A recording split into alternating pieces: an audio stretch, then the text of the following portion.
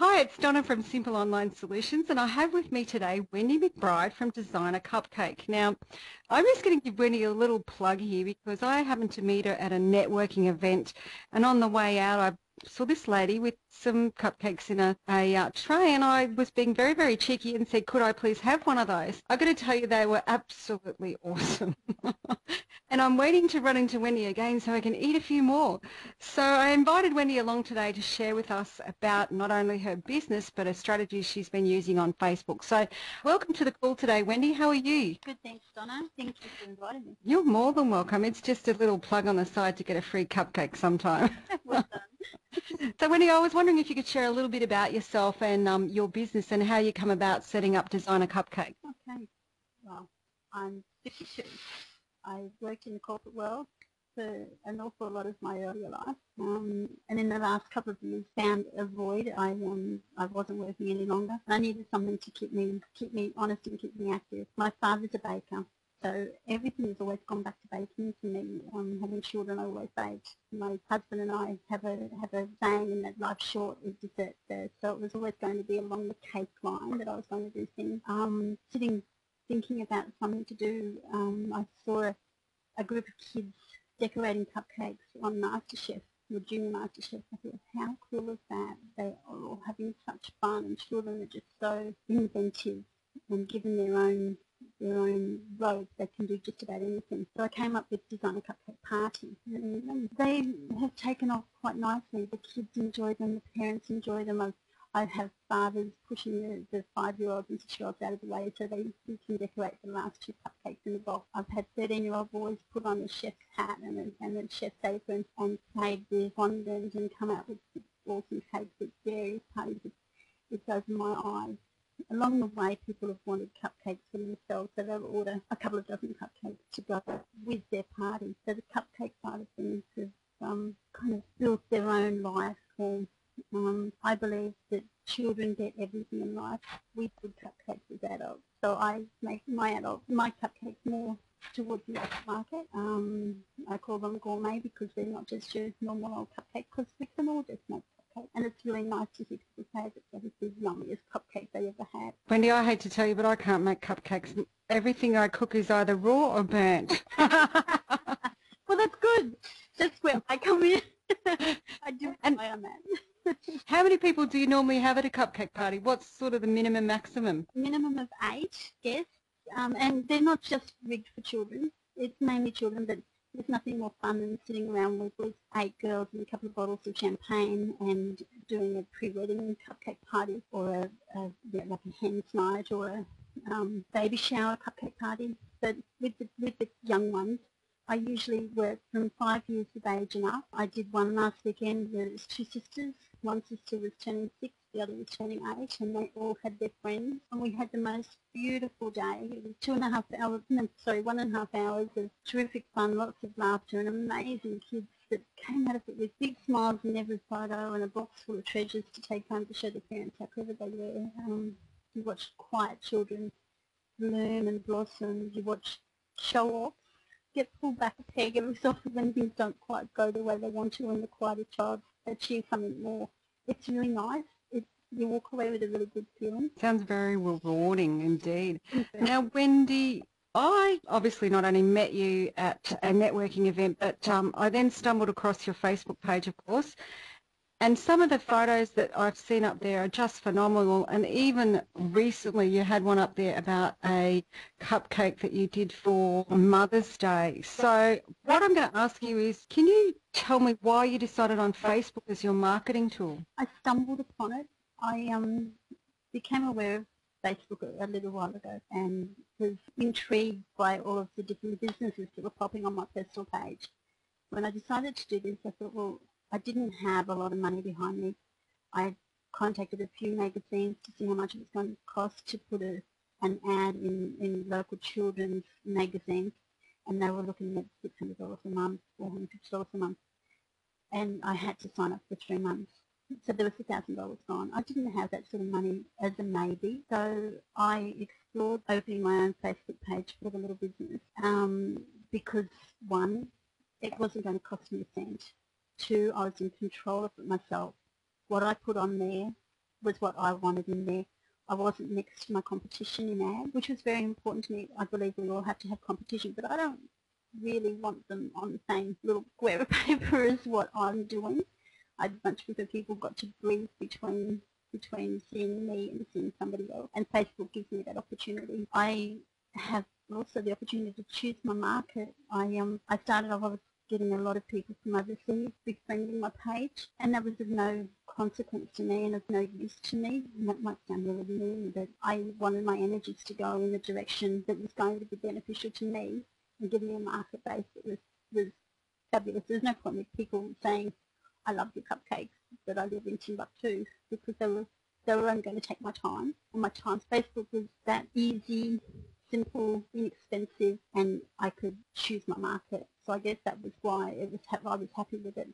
If I put an ad on telly, it was going to cost me thousands of dollars, and I went to lots of people that didn't care or couldn't remember who I was, and then thought, oh, cupcake, and went up to the local shop and bought one. I can understand that. So Wendy, what techniques have you used to increase your fan base? Because you've got over 1,000 fans. Techniques is kind of for me to think about, because I wasn't aware that I had used many.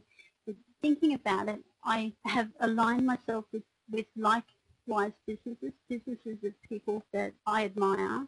So therefore, I feel that they would have a good fan base themselves. I have deleted a lot of businesses that have joined my page. I've decided not to use them because I wasn't happy with the style of business that they were, and that they weren't going to be of any benefit to me. So I've been pretty choosy. I remember getting to, I think it was 184 likes, and I threw a little happy dancing party, and I thought, oh my goodness, incredible, I've got nearly 200 people that like me. And when I went in and did the research on it, I think 30 lived in my local area, so it was of no use. So I have increased it by aligning with local businesses. I work from Gympie to the Gold Coast, so that's what I call local for me. I like to go on there frequently. I try to get on there 4 times a day throughout various times of the day, so that nothing stale. If somebody asks me a question, I can answer. If somebody pays me a compliment or has a problem, I can answer it. And I think that's helped. A lot of people have come to me because they've had good service and they've told their friends, and their friends have come to me. I'm not interested in having 5,000 people on my page unless those 5,000 people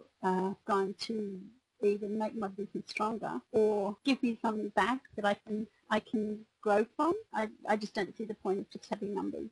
I like my 1,000 people to be my 1,000 people. Of the 1,000 people on my page, 800 and I think it's 79 when I looked this morning are from Australia, which I'm really happy with. And from that, nearly 700 are from Queensland.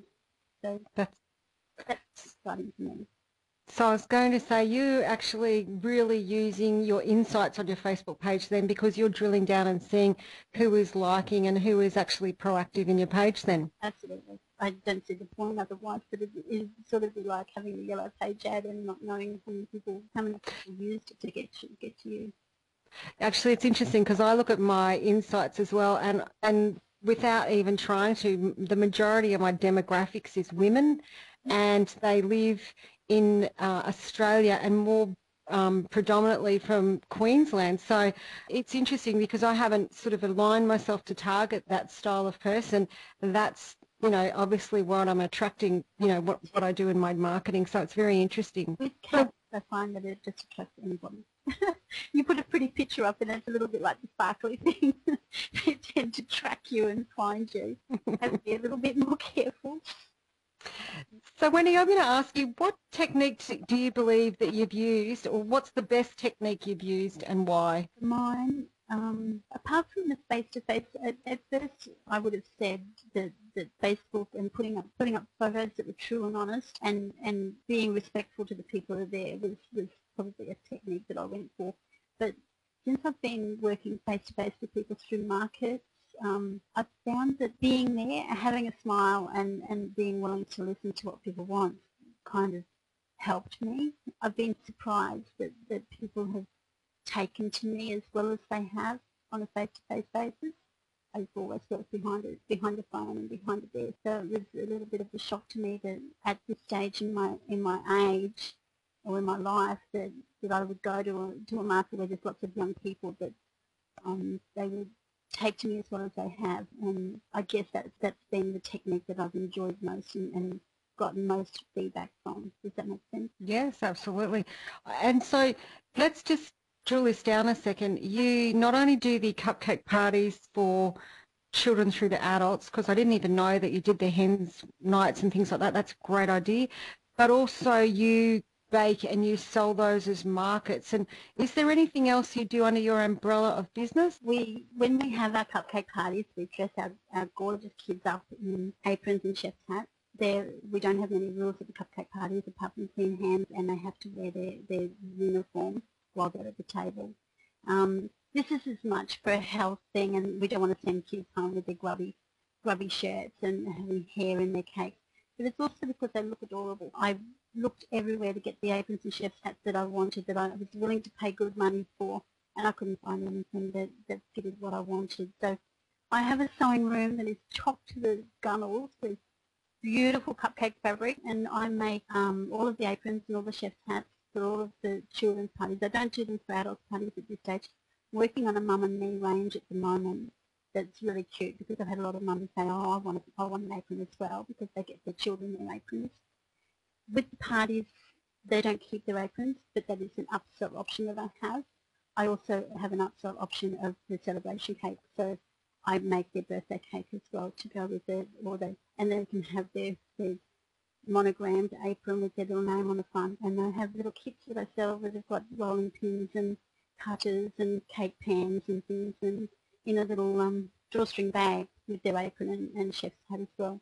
And they were fantastically popular during Christmas. I was going to say, I wish my son was a little bit younger this day. It's just not cool for a teenager to do something like that. No, it depends on the age. I've been shocked. I've had a couple of parties. I had one party actually that the age range, there were 17 kids, which is a big party. 17 kids aged between 3 and 13. The 3-year-old was a boy, and so was the 13-year-old boy, and there were 2 other boys. They all had equal as much fun. It was amazing. So because of course I don't put the boys in pretty aprons. I do a chef's range for the boys, and they're usually black and white stripe or black with a little bit of white on them, but they're strictly bloke ones, because I have 3 sons myself, and I can never imagine them being in anything that wasn't blokey. So they've been popular, and they're great fun, and I don't know, they put a smile on everybody's face. Nothing looks cuter than a little kid with their bowl of batter in their own kitchen. I've got photos that parents have sent me, and they're licking the spoon, and they've got their hat and their apron, and it's beautiful. It puts kids back in the kitchen where they should be. We had a generation when mums didn't teach kids to cook. Is it any good to let you know that my son cooked brownies for dinner last night? Wendy, just before you go, because we've only got a couple of minutes here, is there one tip that you'd like to share with the listeners? One tip of mine is to be honest to yourself about it. If you really want to do it, you do it. Don't let the little things get in the way of the big picture. I have had all sorts of stumbling blocks, both health-wise, financially, absolutely, and just from knockers, from people wondering why you bother. And I made them into mountains for a little while, and once I worked out that they weren't mountains, and if I really want to do this, it's up to me. It seems to have really gone well. I stopped worrying about the naysayers and the fact that maybe there's not quite enough money in the bank this week, because if you really want to do something, it all works. It all heads in the right direction. As long as you're willing to work, it's not going to happen for nothing. If you have to devote an extra 20 hours one week to something, as long as you see the results at the end of it, it's really worth it. Well, Wendy, I thank you so much for coming on our call today. I've been taking some notes here, and I look forward to being able to speak to you in person again soon. For those listeners, I'm sorry that there's a little bit of a feedback. We have tried to fix it, but unfortunately this is modern technology sometimes. So I'd like to say thank you very much. This is Donna from Simple Online Solutions, and I'll see you in Facebook again soon.